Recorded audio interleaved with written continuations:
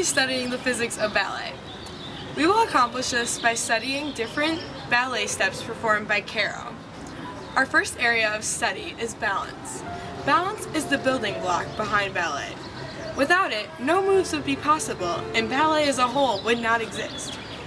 To begin with, balance is directly related to the center of mass of the dancer. The way a dancer torques her center of mass helps her remain balanced while performing different moves. Dancers manipulate different parts of their body in order to keep their balance and prevent instability. The center of gravity or center of mass cannot be moved from rest unless a net force acts upon the body as a whole. Let's see how Carolyn manipulates her body in order to keep her balance. Hell yeah!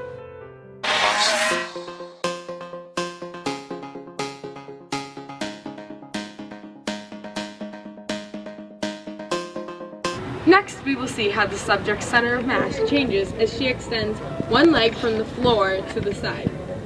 The angle difference between the vertical line on which the center of mass lies when the dancer is standing at rest and the altered center of mass will be measured to show how the dancer's center of mass changes.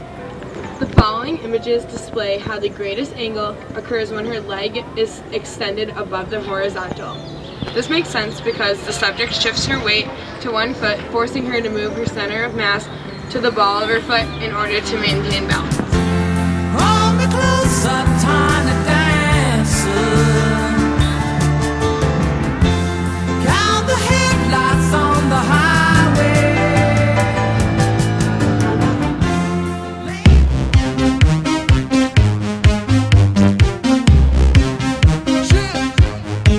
Oh, red wine! Now that we've understood balance, let's take a look at jumps. When Carolyn is standing on the floor, we have the normal force up and her weight down. In order to jump, she will need to exert a force on the floor that is greater than her weight. But how do you do this? You must create an acceleration by moving your center of force, or your center of gravity, and which causes a loss of balance.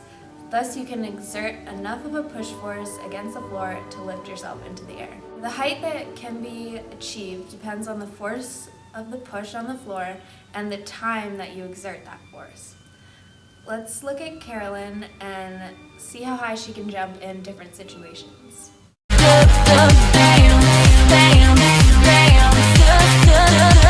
Now let's examine what happens as Carolyn jumps while she raises her arms above her head. Her jump is much higher. This is because her arms are storing vertical momentum, and when her arms are fully extended, that momentum is transferred to the rest of her body. She has also extended the time of the vertical force from the floor. I can't remember, but it's alright, I'm alright. Just dance, it'll be okay.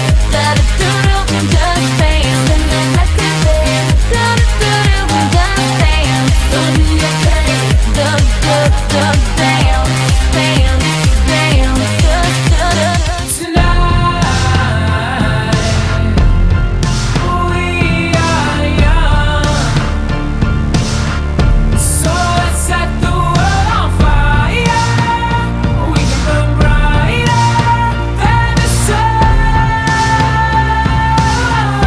Now let's look at jumps with horizontal motion. We'll examine Carolyn as she does a grand jeté. This jump will always have a parabolic trajectory. This is because we are rarely subject to significant aerodynamic forces while we're in the air. While Carolyn is in the air, gravity is the only force acting on her. We can predict her horizontal distance using the range equation, because this jump resembles projectile motion. Carolyn's launch angle and her initial velocity determine the distance and height she can go during the jump. If her foot is pointing in the direction of motion of the push-off, then she will have the greatest angle at push-off, and this will allow her to go farther. You can see how her center of mass changes as the jump progresses in this figure. Thing that caught my eyes, how you dance like a freak. You dance like a freak. Yeah, you dance like a freak. You dance like a freak.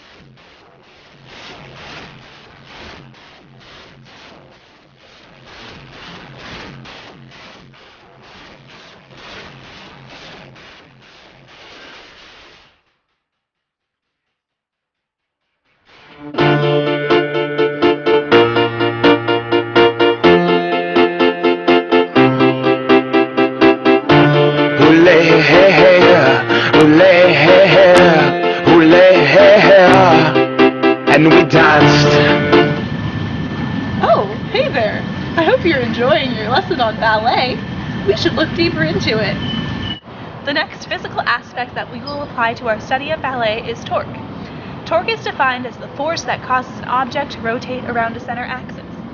Torque is used in just about every movement in ballet, but it is especially important in movements in which the dancer turns. One example of this is a pirouette.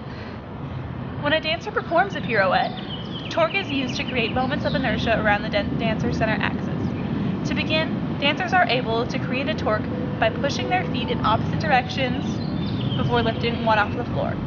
Torque is applied to the body when the supporting foot rises on point and the contact area becomes very small. Once the torque has created a turn, rotational momentum helps to maintain the dancer's pirouette. To complete the turn, the dancer lowers her supporting foot, creating contact with the floor, and friction slows the pirouette. Torque is expressed as the equation torque equals force times distance. We can see how this affects a dancer's pirouette by the way in which a dancer begins her turn.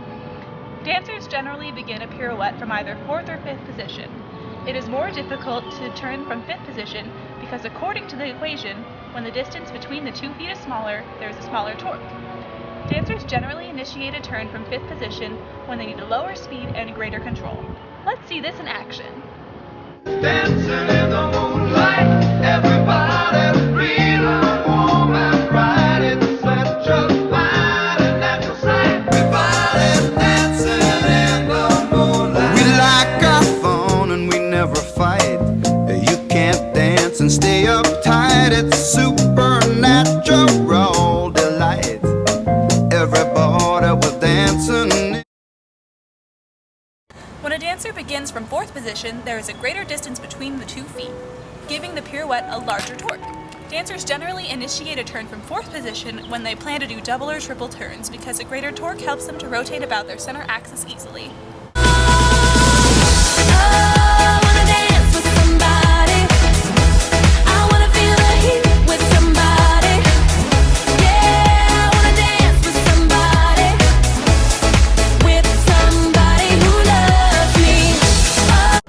Rotational momentum. Rotational momentum is a quantity of rotational motion and may only change if an external force acts on the body. In a pirouette, the torque created by the dancer's feet in the initial push determines the total rotational momentum a dancer can acquire. Since the direction of the body changes quickly at the beginning of the turn, the final rotational momentum will be limited, so the rotational momentum must be stored. When controlling rotational momentum, we follow the equation L equals I omega. L standing for rotational momentum, I standing for moment of inertia, and omega standing for rotational velocity. Because of this equation, we know that a change in the distance of body mass from the rotational axis will produce a change in the rate of the turn. Once the turn has begun, L cannot change. So if the moment of inertia is lessened, the angular velocity must increase. Because of this, dancers have a tendency to move arms inward during a pirouette to increase speed. Why don't we check this out as I do multiple pirouettes from 5th position. Dance, dance, dance, dance, dance, dance. Yo, I'll tell you what I want, what I really, really want. So tell me what you want, what you really, really want. I'll tell you what I want, what I really, really want. So tell me what you want, what you really, really want. I wanna really, really, really wanna zig a zig ah. Now we watch Caro as she performs a tour jeté. A tour jeté is an example of a move that accounts for all of the aspects of physics that were previously mentioned. Caro maintains her balance during this move using her arms and legs to stabilize herself and plies after her landing to account for the rotational momentum that is gained as she lands. To obtain the maximum vertical height, Caro plies at the start of a tour jeté and raises her arms above her head as she turns. To obtain the maximum torque, Caro starts with her feet in a large second position. In terms of moment of inertia, Caro begins her tour jeté with her appendages far from her body, giving her rotational momentum. When Caro is at the peak of her tour jeté, her arms are extended above her head and her legs are very close together underneath her body. At this point, her momentum of inertia moment of inertia decreases and her turn rate increases. For the landing, Kara extends her appendages away from her body to slow down the turn rate, and lands in a large fourth position in order to maintain her balance and account for the rotational momentum. Shakira, Shakira. I never really knew that she could dance like this. She make a man wanna speak Spanish. Como se llama? Bonita, Picasa. Shakira, Shakira. Oh baby, when you talk like that, you make a woman go mad. So be wise and keep on reading the signs of my body. I'm on tonight, you know my hips don't lie, and I'm starting to feel it's right. All the attraction. Yeah. Y'all know what it is.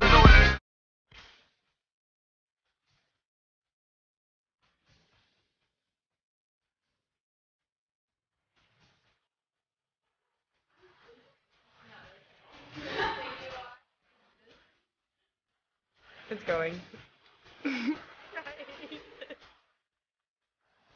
It's okay, I'll clip it out.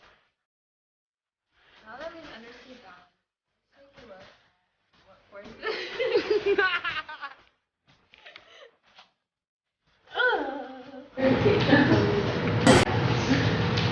Wait. Ready? Oh, down, do it again. Oh, down, do it again. Oh, down, do it again.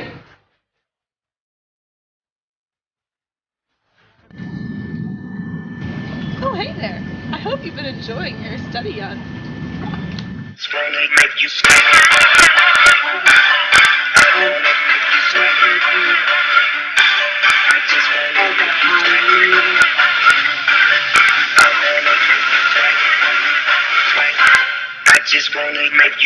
Do that. So go, tell me when to go. Tell me when to go. Say it. Tell me when to go. Stop. Please just do a little jiggy. We need to put it in the bloopers. I know, well, let's get creative. What can I do? Just Get drinking weapon. yeah.